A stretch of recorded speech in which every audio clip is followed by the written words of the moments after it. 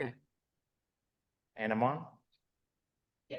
Okay, everyone can hear me, see my screen, do the whole Zoom song and dance before I start. Okay, good. Are they getting information from this site? Do they like how it looks still? And by and large, all of our feedback was still positive, again, like almost 10 years later. So that's some pretty good, like passive research. Um, so just for a little bit of timeline here, I started the process of hiring a vendor in early July of 24, literally the first week of 2024 in July. And we signed the contract officially, finally through procurement, everything, ink on paper, March 2025. So that's 9-month process that generally within this presentation, I'm talking about something that took me 9 months to end to end. And I just come at this because I think, large projects, even small ones, can be very overwhelming. A lot of us who work internally are on these like 3, 4, sometimes even 1-person teams. So a small project can be very overwhelming for someone who really just needs to get stuff done, but needs some help and doesn't know where to go, right? I've worked on the other side. I've been in the agency. I've seen people coming to us screaming and crying, or, happy and excited, all those things. So I just think as stewards of the university, these are like big, important, often big budgets, can be big budgets. Even if it's not a big budget, it's still a significant amount of money. And as stewards of the university, we should have some form of process around, rather than your manager or your colleague coming and say, hey, we need help with this, go find someone to help us. And just sort of shooting at the hip and saying, okay, these people I think do that, so let's just pay them and get on the road. I think there should be a little more thought in that. So I'm offering you sort of a framework of just how to think and organize yourself around, hopefully, not guaranteeing, I use the word ensuring, which I think is different than guaranteeing, but ensuring yourself, a nice, successful project. So first step 1, getting ready, preparing for the game. I think my biggest piece of advice here is to define exactly what you need. And by exactly, I mean exactly, precisely what you need. There's all kinds of things people can do. If you're looking at a big agency, I mean, excuse me for being an insider saying this, but like an agency is going to tell you they can do anything you want them to do. Whether they have the expertise or not, oftentimes they're going to say, yeah, we can do that. They'll figure out how to do it. But, I think it has to start with you saying, I need these actual services, right? And not broadly, I need a design agency. Okay. Design agencies can do all kinds of things: postcards, booklets, emails, websites, all of those things, a couple of those things. So like, what is it that you need? I think what you really need to do to zone in on this is think about, what can your team do? What can my team do in the context of this project? What can my team do? A, is my team fully dedicated to this project? So we need more of like an augmentation sort of thing. We're going to be working on it all the time. We need people to help us. We don't have enough resources ourselves, so we need to augment our staff with expertise or just simply time and effort. Or maybe you're not going to be involved in it. You need to hand it off and be confident that they're going to do what you need to do, and you just don't have time to be involved. So like, on that level, what can your team do? What can't you do? Also related is like literally what skills are on your team. So you have photographers and videographers, like make sure you out of scope that. We don't need photography. We don't need videography. You don't have to go down these roads of conversations of, where are we going to get imagery? We got to send photographers out. That's going to cost thousands of dollars and several days and weeks of imaging and all that stuff. So really look at the team and the makeup, where the skills are, and, in your minds and in the goals of the project, what types of skills do you need in order to ensure that the project is successful? You don't want to have people doing things you can do. You have a team that was hired because you have expertise in areas. So, work with people, not against them, sort of thing. And I always think it's great to learn from people. So if you can get that working relationship, please do that. This is where out of I back up a second. This is just like a cloud of like potential things you could be looking for. So, out of those kinds of things, zone in, and in our project context, these are the two things we zoned in on and saying, we need someone to help us with content strategy and the UI UX design. That's where we need the augmentation. That's where we need those skills.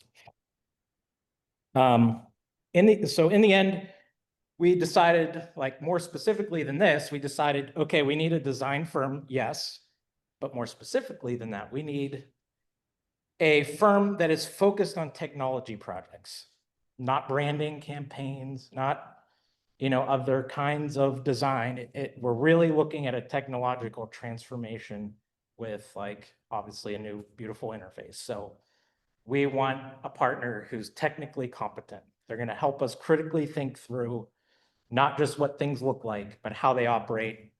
Should we use AI? Can we use AI? How should we use AI? All of those things. Again, some people are going to tell you, yep, we can do that. So, feel it out. Can they do that? Is there actually expertise there? So I wrote an executive brief I'll talk a little bit more about in a little bit, but specifically, I wrote this into this executive brief, and I'll just read it verbatim, is we need a group that focuses their experience on creating impactful web and digital applications, experiences, and facilitates a relationship of collaboration and knowledge transfer. So, little caveat here is obviously this can evolve over time. I'm talking about, again, about 9 months. So things move and shift and this can evolve, but like really, again, be just intentional. And if you feel a change coming, kind of look back at where you put your positioning sort of statement and say, is this still true? And if not, okay, like what changed and how can I change this statement so that, again, we're making sure we're getting the right fit. Go forward or backward here. Okay, so my next piece of advice on this vein of just being prepared for the actual dating game that you're about to participate in is that, the ocean is vast. There's all kinds of creatures and the animals in the ocean. How do you find the ones that that you want to talk to, you want to work with? So, sometimes you don't need to reinvent the wheel. There might be someone that your colleague worked with on a similar project, and you can ask them, make sure they had a good experience, what was good, what was bad, what could have been better. And if that suits your needs, go there. There's so many things happening around Stanford. There's bound to be someone who's done the thing you did before. Some had great experiences, some didn't. Some were very situational, some were other things. So it could be simplified by just finding your neighbor and making that choice. Obviously, use the internet, use Google. Google, I still, with all the LLM or the chatbots and all the things, that's still a good Google search will get you in just a good starting point. So write some Google searches and see what comes up. I think personally, LinkedIn is a great place still. I think it holds its niche as the business social channel. So I go there to look at my connections. Maybe I noticed that someone moved jobs last month and now they're working an agency. Might be interesting to talk to them. Maybe there's some random post that shows up because someone liked it and it's someone who does this work and okay, they look cool. So just poke around on LinkedIn, look through the holes in LinkedIn, see if there's anyone that surfaces like, I've never heard of these people, but they do some really cool work. Because often, as you know, and Google's a game, so people are always trying to get themselves up to the top. So, Google can be tough that way. You're not seeing the whole entire ocean there. And I would say, everyone's answered everything today is AI. So in our case, I did use AI. In just a very simple way, I found a few contenders, and then I would go into ChatGPT and say, recommend some. What I would do first is recommend some agencies with these qualities, like qualities that I picked out of places I found of interest. So I would see, does anything new come up? Oh, cool, there's someone I never came across, check them out. And then I would maybe put in another query about like, recommend agencies similar to X, and just see what it gives me back again. So nothing profound, but it's another way of just getting some suggestions that you don't have to spend an enormous amount of time on. The other thing I like to do is industry awards and organizations. I think it's a gold mine. I specifically use the Webbies and the awards, AWWW awards, and the thing I love about those sites is that they link to the work and they link to the agency or the people who did the work. So I can say, yeah, that's pretty cool. And it's kind of like what we need to do. So go look at the agency. Like, it's very great in terms of like a little Rolodex that you can just spin through and see if there's anything worthwhile there. So that's my little bit on there. Just do some research. Give yourself some time to do some research. Don't necessarily always have to work to reach out to the most likely contenders, or again, those that float to the top of the Google search. And then I strongly advise considering attributes that aren't necessarily tied to a portfolio of work. So you can look at people's work and it's great. But you're also looking for someone that you can spend a pretty extended amount of time with. So that's people stuff, that's relationship stuff. And if you can't work with those people for one reason or another, probably nothing good is going to happen there. So think about it, just work style, sometimes you need a set it and forget it partner again. You just need someone to do the work. I'm not going to be very involved. I just want to make sure things are getting done. Yeah. Some places are great at operating like that. Put in a ticket, get the work done. Okay, great. Things are good. But some projects you, again, need to be very involved. So does this agency, does this group, do they work like that? Are they interested in working with us or collaborating with us? Part of the process. Another is like size and location, right? You'll go to some agency's website and maybe they're owned by a parent company and they're just a small piece of the portfolio. That's a pretty big operation, right? So that's one way of running things. Some agencies are private and like there's like a literal email address to the founder. You can literally just email the founder.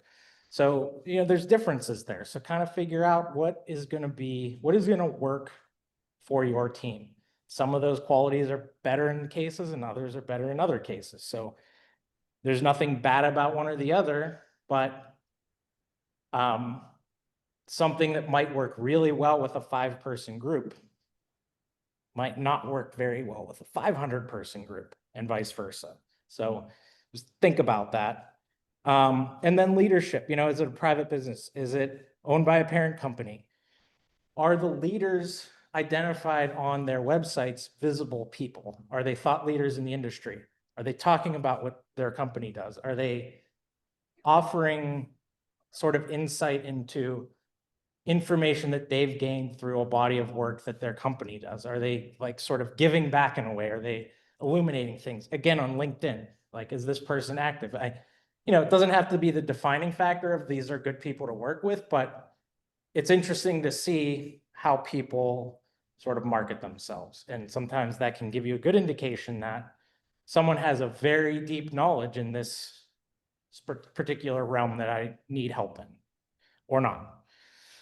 And then personality. You might get on a call with someone and they're just fired up. It's like, they're very like chaotic. And it's like, okay, I got this 4-person team and everyone's real chill. And like, this ain't gonna work. It's just like very simple things, but like, if that's going to be a clash for like 9 months of working together, then you might want to just like raise the flag now. So, like, no. So think about the attributes that aren't, the work is beautiful.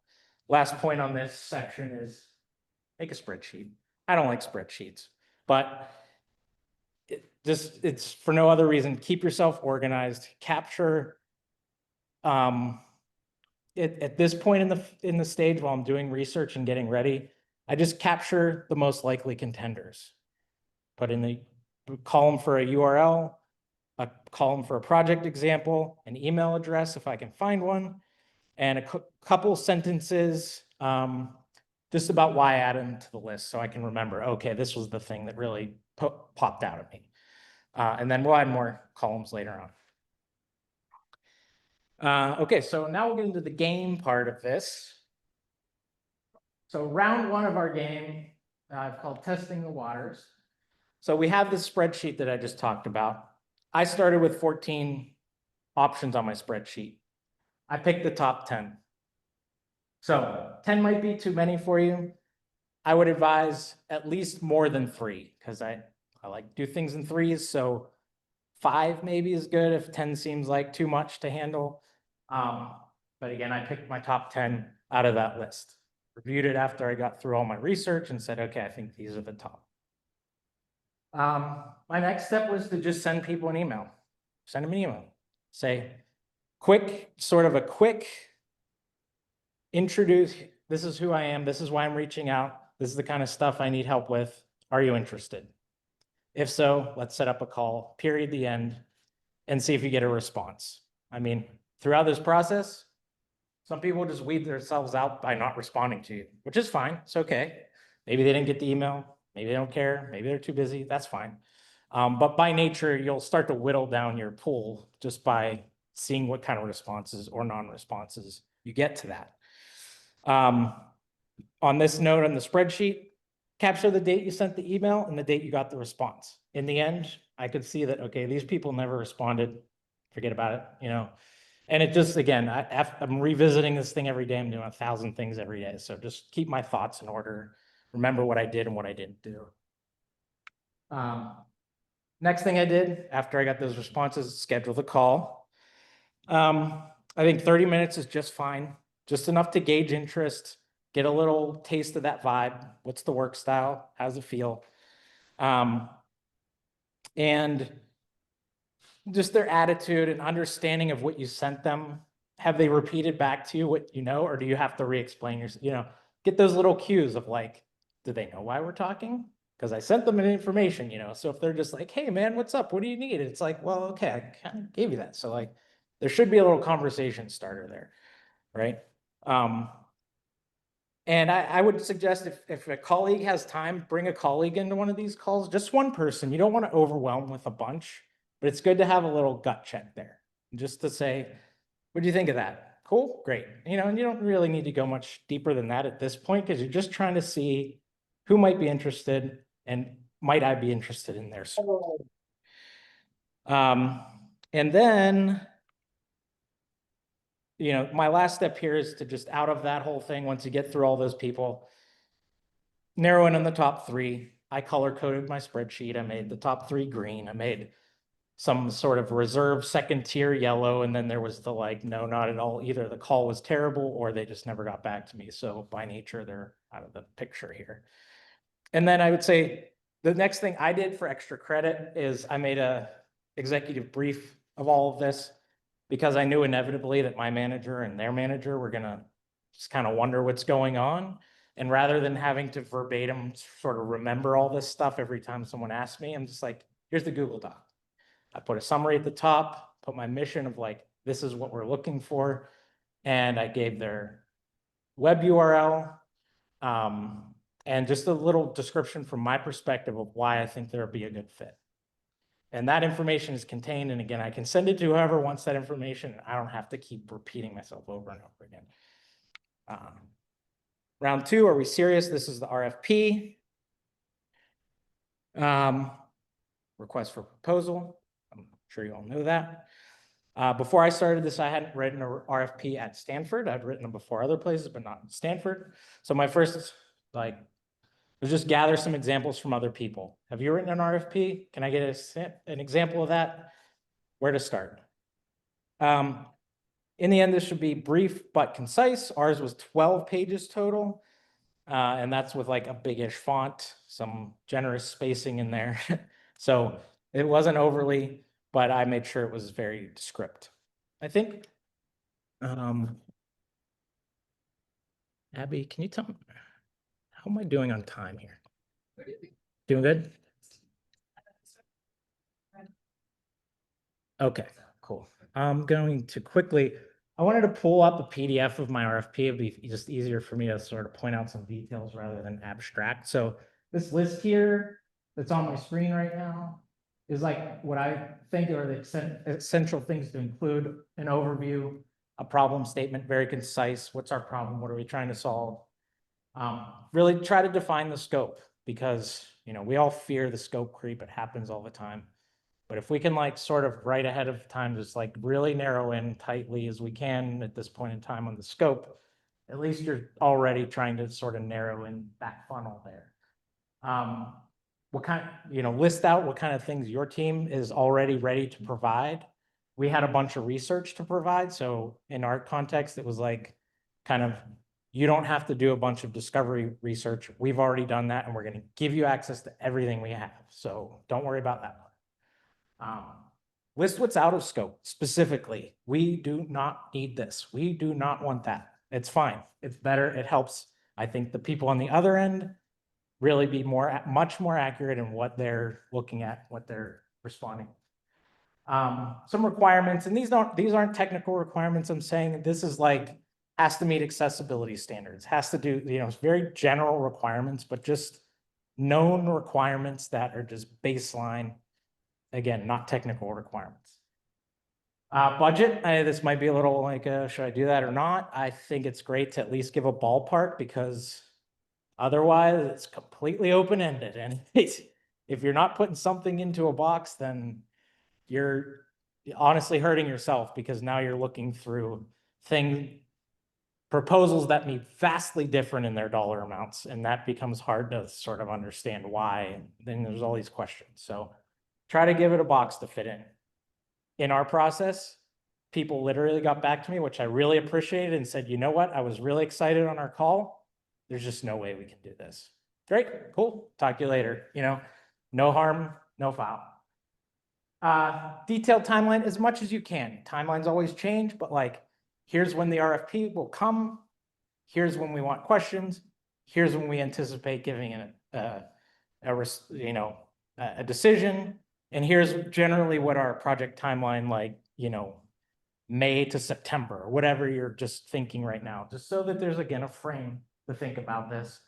And then I think it's important to ask for a response format, because when you get stuff back, if people have followed your directions, you're comparing apples to apples. You're not like trying to say, oh, they do proposals like this and they do proposals like that. I want my proposals to look similar so that I can say, yeah, this is working here and that's not working there. And if I have to do too much cognitive parsing of all that, it becomes really difficult. So tell them what you want. And also, that's a good indicator. Did they follow my directions? No? Okay, I'm going to call someone else, because I gave you instructions, very specific instructions. You didn't follow them, you're out, because that's what a project is, right? So you've already failed, unfortunately. So yeah, maybe I'll skip I'm going to skip rolling through my RFP for anyone here on the call or whatever. If you want to see it, I'm happy to provide. I think it's probably okay for me to give the PDF. There's no thing, any confidential information, but I can answer deeper questions about that. So for now, I'll just roll through, and then we can, if I have time at the end, I'll come back to that. And then after you do all that, again, I say allow for questions. So sometimes people send it out and just ask for a response. We built in a questions deadline, and we got, by this date, send us questions. I aggregated all those questions into a doc, anonymized it, answered them all, sent the answers back to all three people. So level the playing field. Everyone has the same information. They got the same RFP. They got all the answers to all the questions. So, when we get to our interview calls, we're like level set. Everything's kind of level set, and no one has more information than anyone else. And then, of course, you need to evaluate. So before sharing with your colleagues, stakeholders, review the responses against the response format definition. Like I said before, did they follow? Did they not? That's another way to sort of weed out. And then round three, we'll say the final round is meet my friends. So at this point, we've defined what we need. We've done the research to identify people we want to work with. We've created RFP. We've sent it out. We've asked for a format to respond. We've got our RFPs back. And now we schedule a call with as many of the stakeholders that are actually going to work on the project with these three teams. We're going to all be working together. It's not just me. We're all going to talk to these people and we're going to see, how it fits. So bring as many of those people as you can. I know schedules are hard, but try to get at least one person from each discipline. Provide them a feedback format. I made a Google, like a scorecard, Google Sheet scorecard that I gave a link to everyone. Make a copy, fill it out for yourself, add some notes, some scores on these things. And that way we have some sort of like quantitative feedback as well as the qualitative, because obviously we're all talking about, oh, that was great, or but then there's a little bit of quantitative in there just to sort of balance this out. Use Slack. I mean, it's great for just a dedicated private channel. It's a great forum to talk about this whole process and get some conversation going. And it's also a great place to back channel during these calls. We all do it, I know. So it's great to just get a sort of quick, yeah, that was cool, or ooh, that was great. And, makes the process go good. Canvas feature is great because you can put all the links to all these things I'm telling you to create, put them in a canvas in the private channel. And that way, no one can say, I don't know where this sheet is, or where this executive brief is, or where's the RFP. It's in the canvas, click the link, I know JB's been proponent of the canvas, so thank you, JB. And then be flexible. At this point, you're opening yourself up to your teammates, and it's no longer my decision, it's our decision. So don't be rigid. Allow those opinions to come in, allow that feedback to come in, and allow yourself to sort of think someone else's perspective, because in a lot of cases to this point, it's really been all on you. You've done all this research, you've found all these people, you've emailed them, you've talked to them, you've done this, you've scored them, you've done that. But again, we're all going to be working together, so everyone has to agree that this is going to work, right? As much as we can have. So next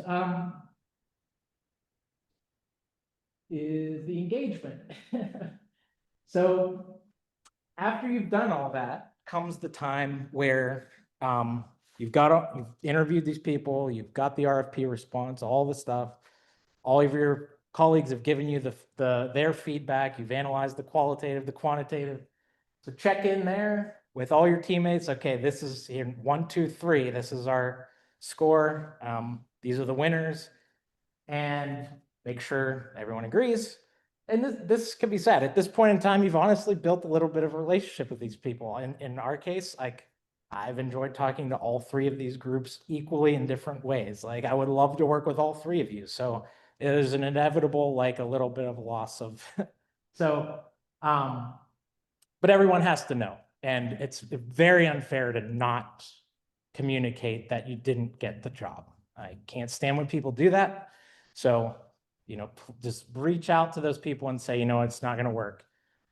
Oddly, I use ChatGPT again with this because writing takes me forever. So I was like, I need to write an email, a rejection email to agencies that I've talked to about hiring for a project.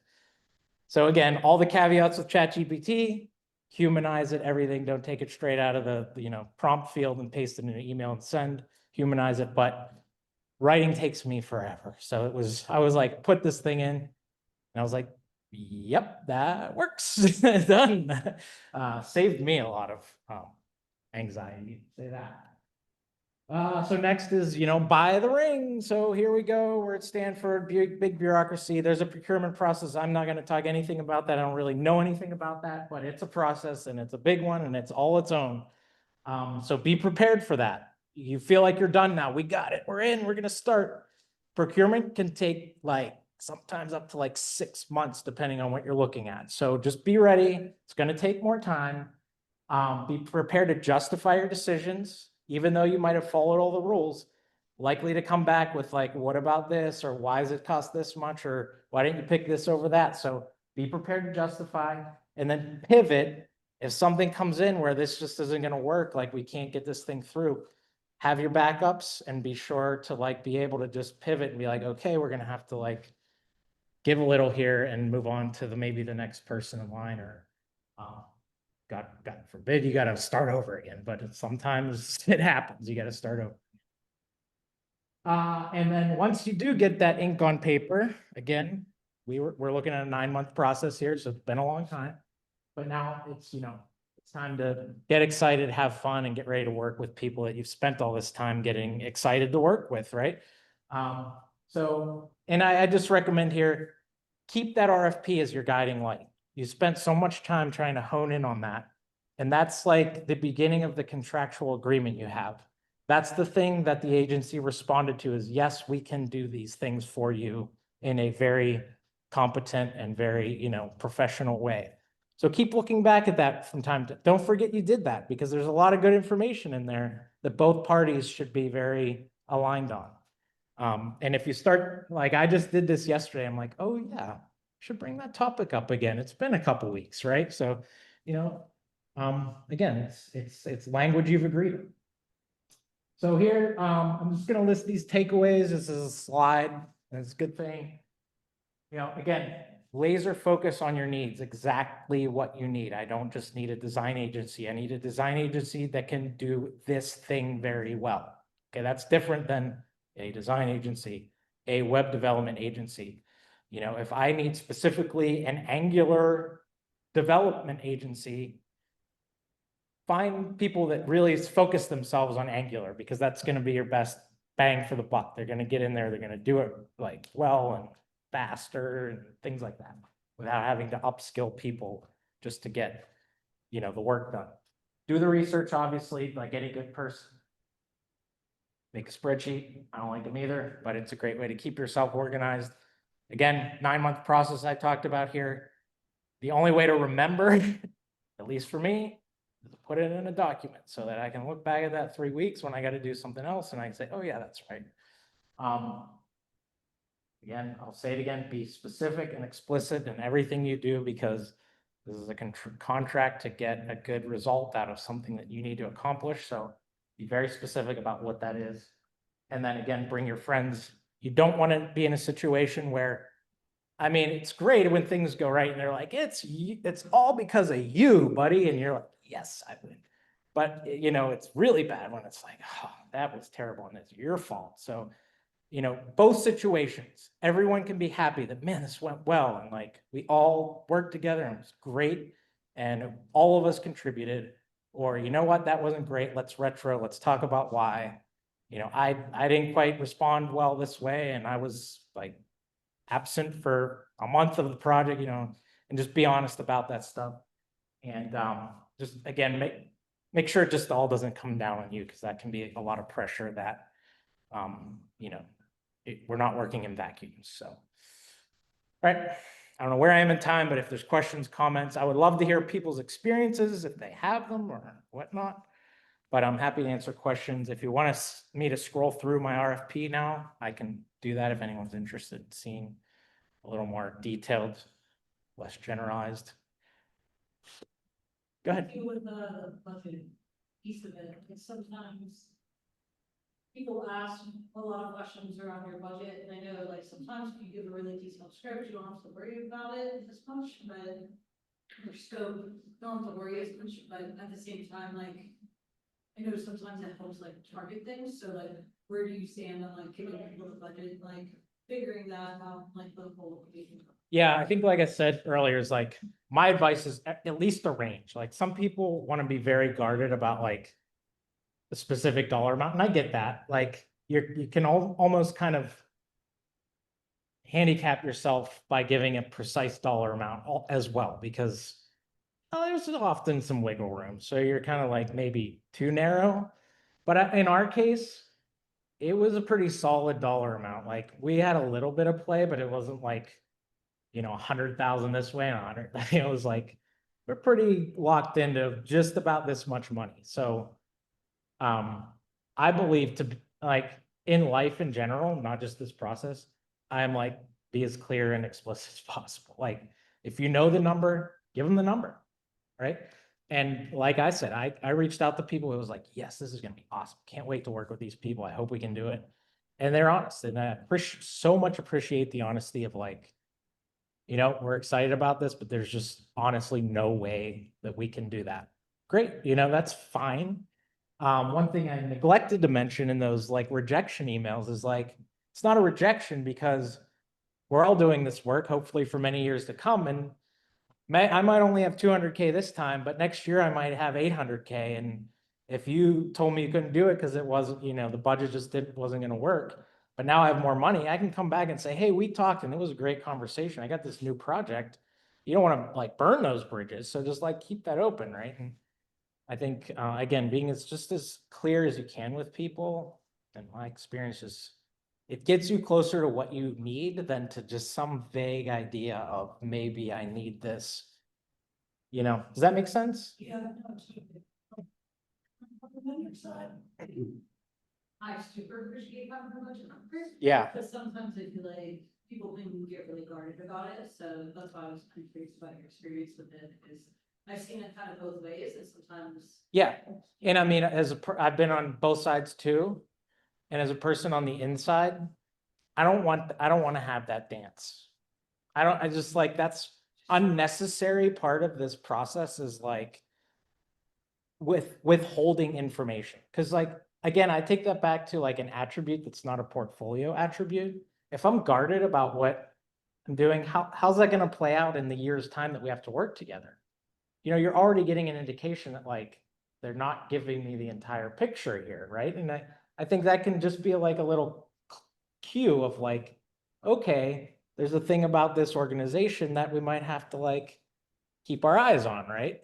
Even from your perspective as like an agency, you're kind of like, okay, well, I'm gonna do a little bit of digging there, right? And there's always those weird conversations about it. Yeah. So, and I realize you're not always gonna like, from people like myself, I'm not always gonna have like a fixed dollar amount, but you should have you should have a range. You should have some idea. If someone's asked you to do this process, that's gonna take you 9 months to find someone, you should have some idea of where you need to land, right? It's like not gonna be a surprise, really. JB, do you have a comment, question, or? Just a comment. It was saying I had stayed for 12 years with this process that you guys was the smoothest and most effective. So I really appreciate this. I feel like it's just so. Oh, thank you. Thank you. I mean, we're in the thick of it now. We got the ink on paper and it's going good. So we're gonna, hopefully. Do have a two question, which is, are there any warning signs or red flags that a vendor might be underbidding? That might be what? Underbidding. Let me think about that for a second. Any warning signs?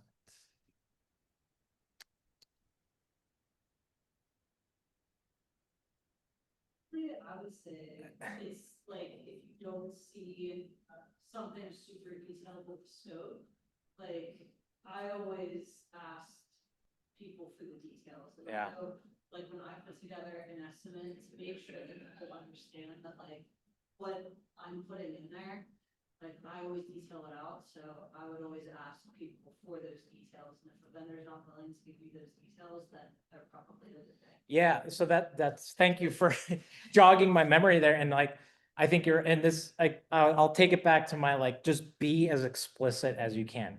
Because what you're doing, if you're not taking the time to, again, reflect on like, what do I need?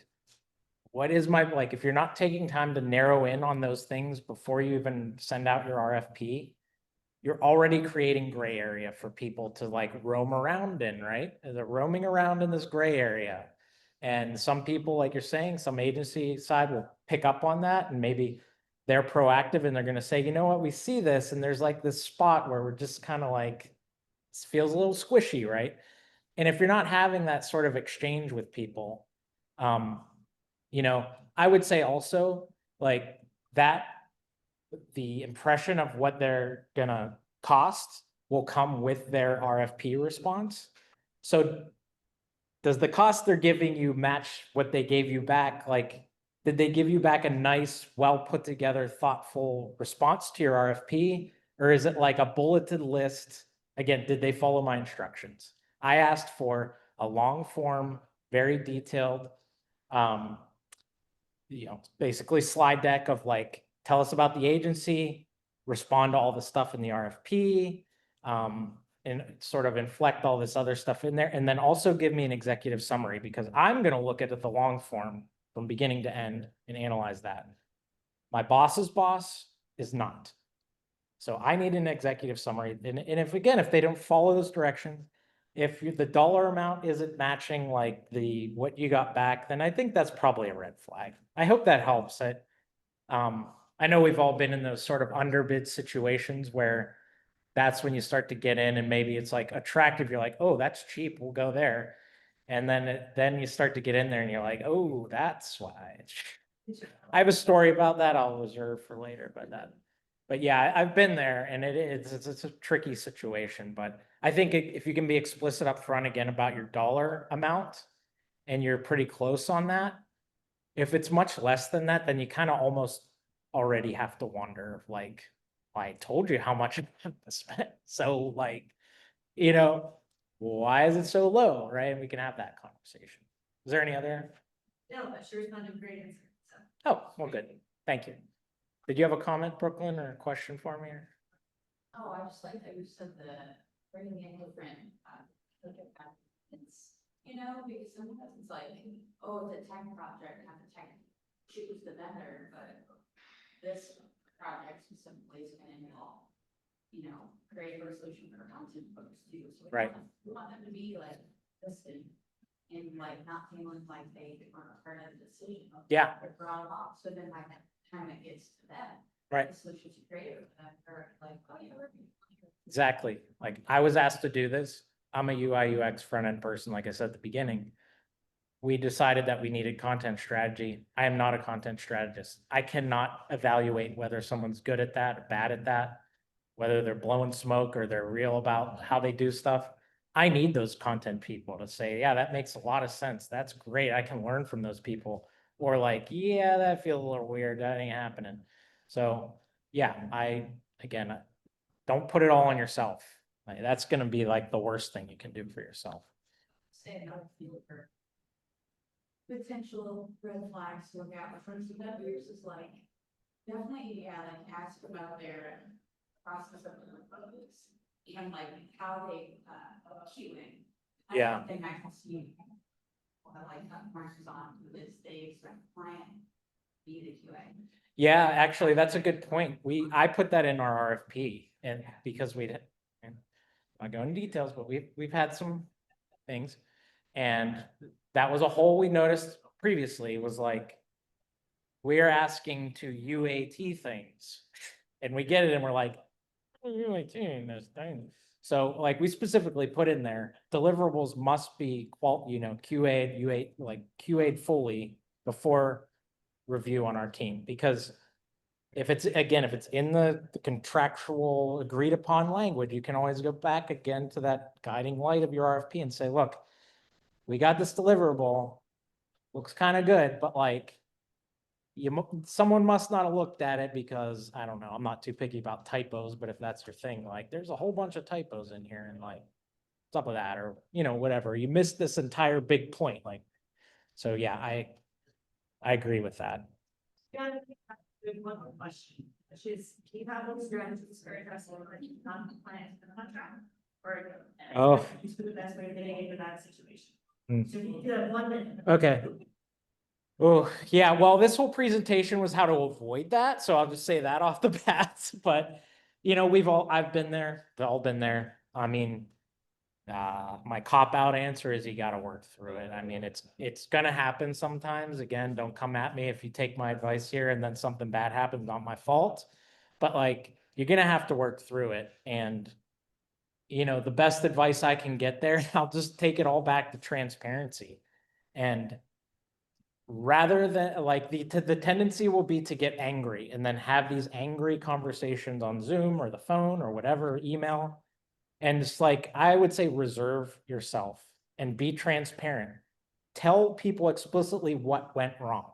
Like, this thing didn't work, and, I say be pushy without being mean, because, make it known that this is important and this has to like change. But you're gonna get nowhere if you just start off by screaming at someone, right? So that would be my advice, is like, it's gonna happen from time to time. And it's not necessarily one person's fault. Maybe you most frequently work with a project manager as like your main communication person. Maybe they just, for some reason, weren't aware, like something was sent to you. Maybe they were out at a conference or something, they weren't aware something was sent. They didn't get to have their eyes on it, and it was like an honest mistake. So just don't jump to those conclusions about, these people don't care, they're bad, they're not gonna do this stuff. But try to really like be the good person, like in any relationship, like take the high road and be like, okay, problem, but like, let's work through this. And if the other side isn't willing to work back with you, then you got to pull out the big guns, but like, you got to at least try, right? So I hope that helps, but we could, if you want to reach out to me specifically, I'm happy to like get in the weeds and sort of, again, no name conversation, but I'll talk about some experiences in detail. Thank you so much. Yeah, That's done our recording. Oh. And you guys, so thank you for this as well. great.